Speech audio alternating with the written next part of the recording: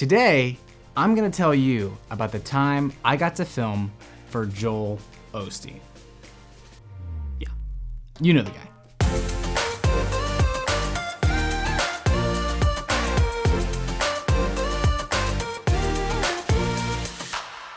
Hello and welcome. My name is Sean, owner at My Breakthrough Media, and today we're going down memory lane. I'm gonna tell you a story about the time I got to film for Joel Osteen. May 31st, 2013, I'm sleeping. You know, that's what you do at night.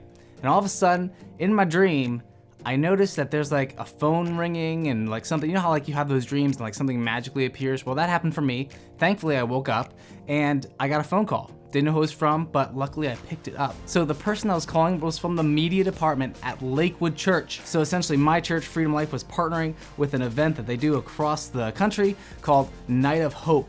And somehow they were short a camera operator. And they were asking me if I wanted to run camera for their live production. We're talking about a production in front of thousands of people, and I would be camera 2. Camera 1 is the tight guy who gets really close, like, you know, this kind of shot right here, like head to, you know, chest to head. And then there would be me, camera 2, the guy that gets like from the foot to head. Camera 2, I get to run camera 2 for Joel Osteen. And I said, yes, sign me up right away. I'm pumped. Tell me what I need to do. Tell me where I need to be, and I'll be there. I'll make it happen. Now, on the spectrum of like personalities, my personality when it's, you know, about being somewhere, I am all about being early. If I am on time, that means I'm late. I want to be early. So I got to the spot where I was supposed to be about 30 minutes early, you know, sitting in the car, looking through the itinerary, making sure I got everything. And I noticed that it says, do not wear shorts. I didn't notice this before. What am I doing? I'm wearing shorts. Duh, Sean, you can't look like a hobo at this event. So real quickly, get that car going again, find the closest Urban Outfitters, find some pants. Honestly, didn't really even notice what size they were because the pants I got were wicked tight. They were way too small for me, but you know what? I don't care. I'm running camera for Joel Osteen and I'm gonna be there. So I get some pants, put them on in the car. It was challenging to get them on, not gonna lie. I'm not used to pants that tight. I don't like my pants really tight, but you know what? It's okay. It's all right. I got the clothes, I got back on time. I was still on time. That's why you should be 30 minutes early, people, so that when something goes wrong, you can adjust and still be on time. So I get there, I meet their media department, super cool people. They show me the rig, they show me what I'm working on. I was working on this camera, really big, really expensive. Thankfully, they set it all up and they said, you know what, Sean, we'll just set everything up for you, which was, you know what, that was okay with me. I fully was willing to take the opportunity to not break something worth thousands and thousands and thousands of dollars. No problem. You set it up, it was great. So we did a run through, kind of went through all the events. They were clear on like, okay, this person's name is this person's name is this, get focused, all the things.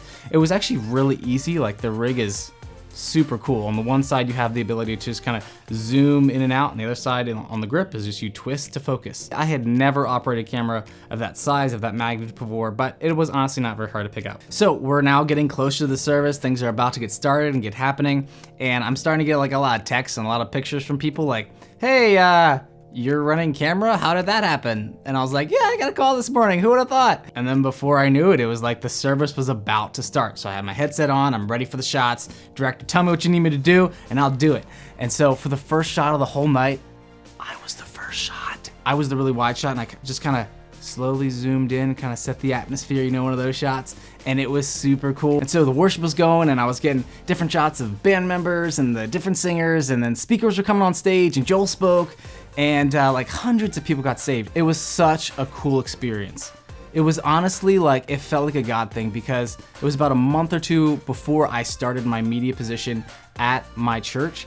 And it really gave me a vision and insight to what, you know, a bigger culture is, to kind of give me eyes to see, okay, this is where you know, the big people are at, and this is where the vision is, and this is where, you know, we can take things and how to communicate and just do things well. And so I wanted to share with you, there were 4 big takeaways that I got from that experience, and I want to share them with you and just kind of, hopefully it encourages you and kind of inspires you to take things to the next level. So the first big takeaway I got from that experience was that everything was done with excellence. They did things well, from the way they wrapped their cables to the way that they set up all of their rigs to the way they did everything. It was just done well. Nothing was left unnoticed or untouched.